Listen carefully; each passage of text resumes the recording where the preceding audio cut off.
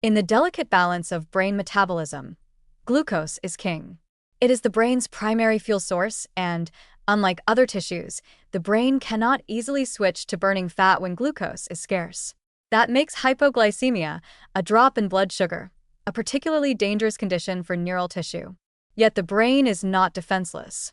Tucked within astrocytes lies a modest but crucial reservoir of glycogen, a rapidly mobilizable form of stored glucose. During hypoglycemia, this glycogen buffer can help sustain neuronal activity and delay irreversible injury. But this protective mechanism comes with complexity. In certain pathological states, especially in diabetes, mismanagement of brain glycogen may not only fail to prevent damage, but may actually exacerbate neurological decline. Whether brain glycogen acts as a safeguard or silent saboteur during hypoglycemia may depend heavily on timing, regulation, and underlying metabolic health. In healthy individuals, brain glycogen plays a supportive role during glucose deprivation.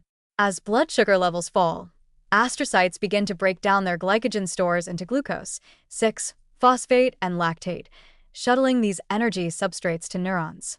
This compensatory process helps maintain ADP levels, support neurotransmission, and protect against excitotoxicity during short-term energy crises.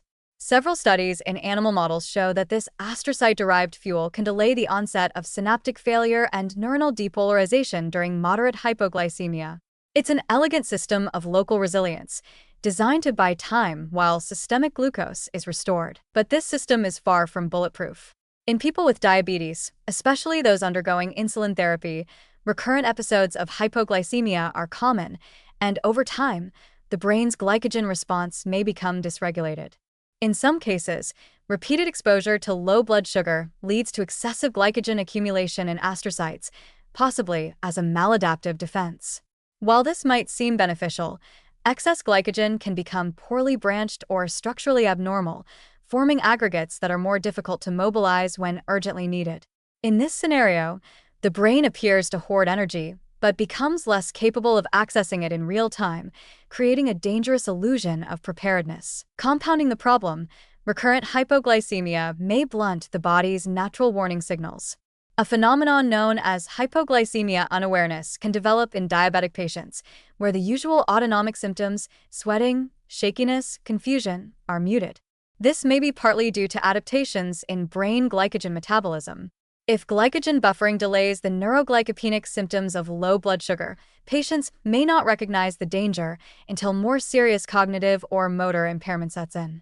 Ironically, the brain's attempt to protect itself through glycogen storage may contribute to more severe episodes of unrecognized hypoglycemia. There is also emerging evidence that repeated hypoglycemia can trigger inflammatory responses and oxidative stress in astrocytes, which in turn impair glycogen synthesis and breakdown. Over time, this could weaken the entire glycogen reserve system, making the brain more fragile, not less, in future episodes of glucose deprivation.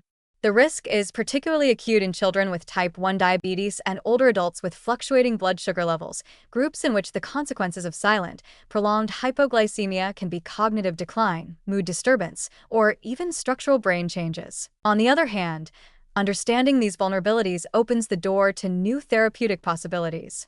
If brain glycogen metabolism can be monitored via advanced imaging or metabolic markers, it might serve as an early indicator of hypoglycemic risk or resilience. Interventions that improve glycogen structure, turnover, or accessibility could potentially buffer against both the symptoms and the damage of hypoglycemia. Likewise, training the body through intermittent fasting or ketogenic adaptation may enhance the brain's ability to utilize alternative fuels like ketones, reducing its absolute dependence on glycogen and glucose. But this must be done cautiously. Over-reliance on glycogen as a safety net can lead to a false sense of security. And in conditions where glycogen becomes trapped in non-functional forms, or where the enzymes that regulate its use become impaired, this reserve transforms into a metabolic liability. So, is brain glycogen a protective reservoir or a hidden risk? The truth is, it's both. It is a critical survival mechanism under acute stress, but one that, when dysregulated by chronic disease or metabolic instability, may silently fail at the moment it's needed most. For patients with diabetes, especially those experiencing recurrent hypoglycemia, Understanding and respecting this balance could be the key to protecting both cognition and life itself.